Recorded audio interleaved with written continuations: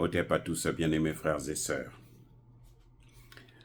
Le président Tshisekedi a inauguré ce jeudi la conférence des gouverneurs de province.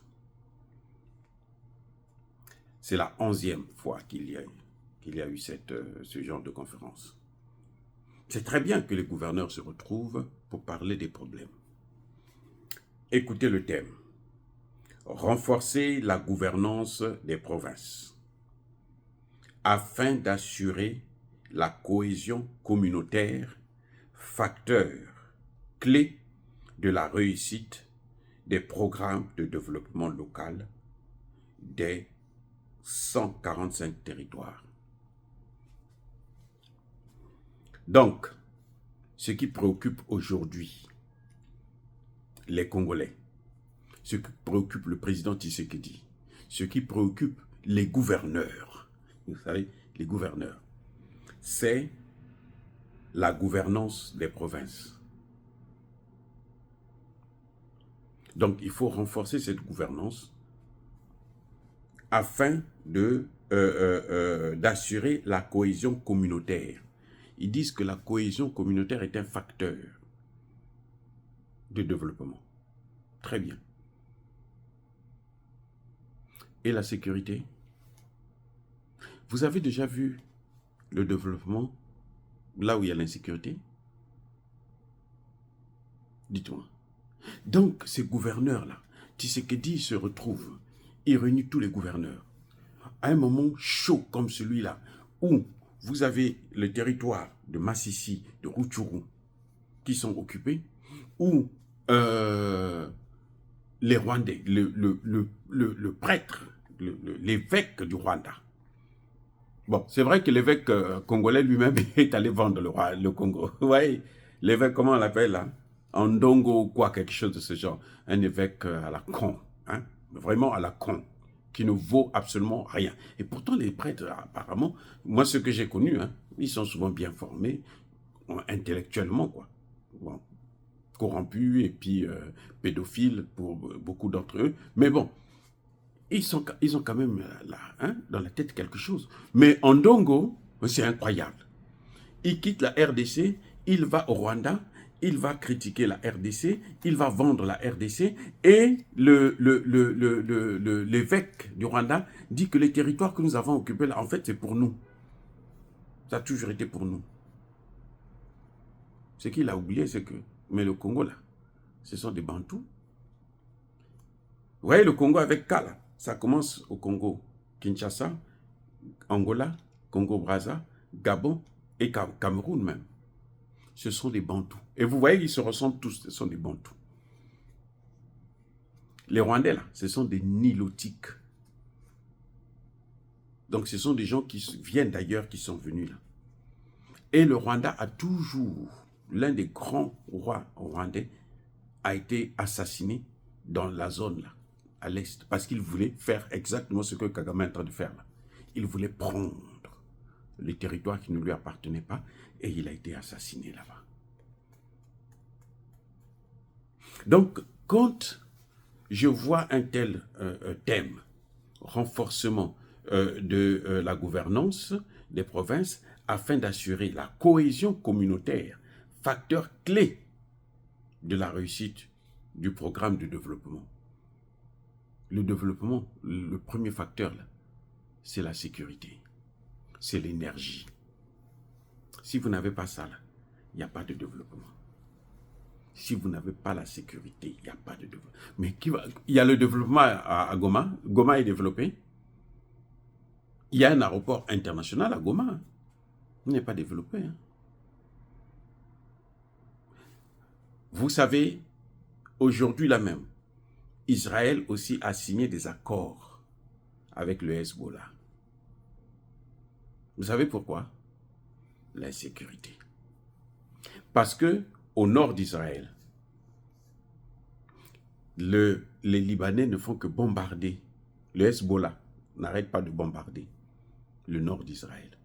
Malgré leurs chars et autres, ils arrivent à bombarder. Et ce qui fait que les Israéliens fuient le nord Et les industries ne peuvent pas fonctionner. Le commerce ne peut pas fonctionner. Parce qu'il n'y a pas de gens pour consommer. Les gens fuient pour venir vers le sud ou au centre. Comprenez? Donc, je crois que Tshisekedi devrait quand même être un peu plus intelligent que ça. Je ne sais pas. Bon, son directeur de cabinet, c'est un prêtre, un pasteur. Donc, il doit dormir sur la Bible, quoi. On apprend à Tshisekedi la Bible. Mais là, ce n'est pas la Bible. Parce que même la Bible, pour la mettre en application, il faut que vous puissiez être sérieux. Dieu n'aime pas des bandits, des idiots, n'aime pas les paresseux, ceux qui ne travaillent pas, qui attendent toujours de l'aide. Au lieu de courir par-ci, par-là, nous avons des forêts, nous on veut donnez-nous 1 milliard, donnez-nous 2 milliards de dollars pour protéger les forêts. Non, c'est pas comme ça. Ça ne se passera plus comme ça, c'est fini ça. Il faut vous mettre au travail. Et le premier enjeu, la priorité actuellement au Congo, c'est la sécurité. Les patrons des provinces, là, les gouverneurs, là, ce qu'ils auraient dû faire, là, ce qu'ils auraient discuté, là, c'est comment faire pour amener la sécurité. D'abord dans l'Est et dans tout l'ensemble du territoire. Si on peut mettre la sécurité sur l'ensemble du territoire, à ce moment, on pourra parler du développement. Où vous devrez parler du développement avec la sécurité. C'est-à-dire que dans ce thème-là, où il parle du développement, le facteur clé de la cohésion communautaire, ce n'est pas, comment dirais, la gouvernance. Non, c'est la sécurité. La libre circulation et la sécurité des biens et des personnes. C'est ça qui va entraîner la cohésion. Comme ça, les gens peuvent se rencontrer, les gens peuvent parler, les gens peuvent pratiquer leur commerce, les gens peuvent vendre et acheter, se déplacer comme ils veulent, sans se poser des questions ou s'ils rencontrent les troupes rwandaises qui sont sur leur sol, ils vont tous être égorgés. Parce que c'est ce que Kagame fait. Il devrait renforcer la justice et décider, demander au gouvernement. C'est ça le grand problème que la RDC a, c'est que ni l'opposition, ni le Parlement, personne ne pense à la sécurité. Eux tous, ils veulent l'économie. Ils se disent, on va développer, on va avoir de l'argent. Vous allez avoir de l'argent, mais ceux qui sont en train de mourir là, vous allez pouvoir les dédommager. Le Congo a déjà dédommagé combien de personnes? Pourquoi les gouverneurs ne demandent pas, par exemple, si le gouvernement ne peut pas penser à ça parce qu'il est tellement pris par l'argent qu'il est en train de piller, s'enrichir et tout illégalement, mais l'opposition, le Parlement, les gouverneurs devraient proposer qu'on puisse porter plainte contre Kagame à la Cour pénale internationale. Ça, c'est la moindre des choses. C'est la moindre des choses. Vous avez un homme comme Bemba qui a été à la Cour pénale internationale pour rien. Mais il devrait en profiter pour qu'on puisse porter plainte maintenant, qu'on amène Kagame aussi. Surtout qu'on a maintenant un précédent. Ça fait une jurisprudence, le fait que Netanyahou soit poursuivi par la Cour pénale internationale. Mais ça devait motiver les Congolais. Au lieu de penser à la gouvernance. Non. La bonne gouvernance, là, commence par la sécurité. Un peuple qui n'arrive pas à assurer la sécurité, un gouvernement qui n'arrive pas à assurer la sécurité de son peuple, ce n'est pas un gouvernement. C'est un gouvernement qui ne gouverne pas bien. La gouvernance, là, c'est gouverner. Et la gouvernance commence par la sécurité, pas par le développement. D'abord, la sécurité.